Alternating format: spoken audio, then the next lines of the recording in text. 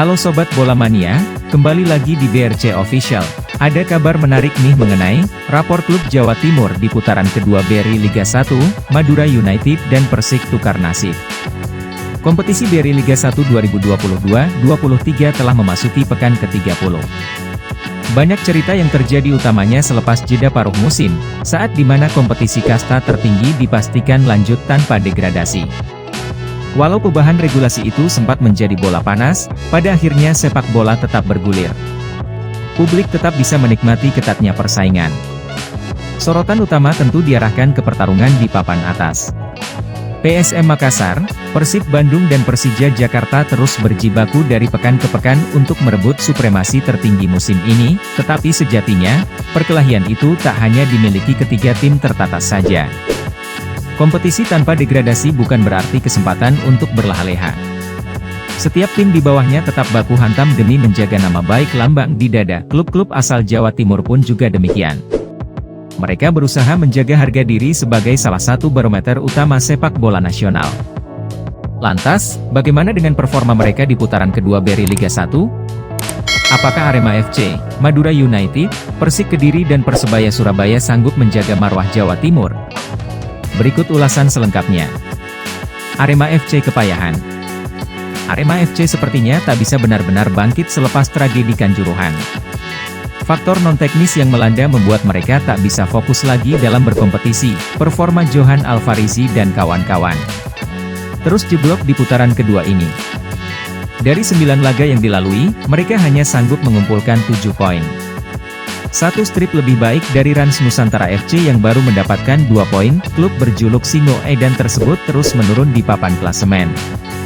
Mereka kini tertahan di peringkat 12 dengan 33 poin plus menjadi tim dengan produktivitas paling rendah, 25 gol.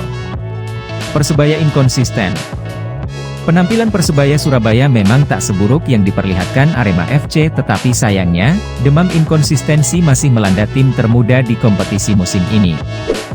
Klub berjulukan Green Force itu sempat tampil luar biasa dengan mengamankan 6 kemenangan beruntun.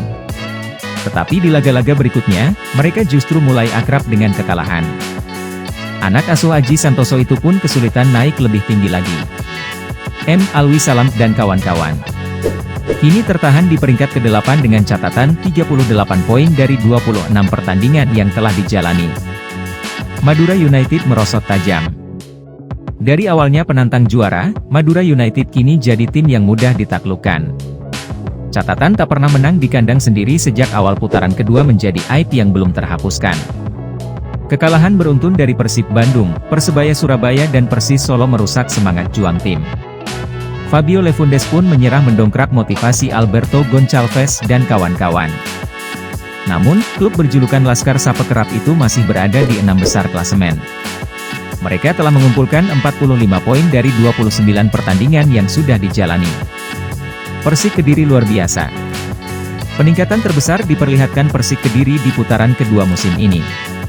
Dari awalnya tim yang mudah dikalahkan dan kesulitan mencetak gol, mereka bertransformasi sebagai tim yang haus akan kemenangan.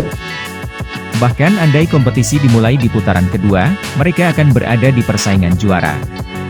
Catatan 19 poin yang mereka dapatkan selepas jeda setara dengan Persib Bandung, Persija Jakarta dan Dewa United. Tetapi sayangnya, mereka kehilangan banyak poin di putaran pertama lalu.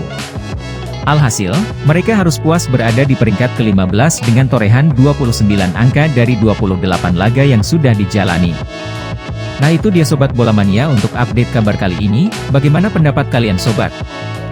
Tulis pendapat kalian di kolom komentar ya Sobat dan jangan lupa untuk like, comment, and subscribe.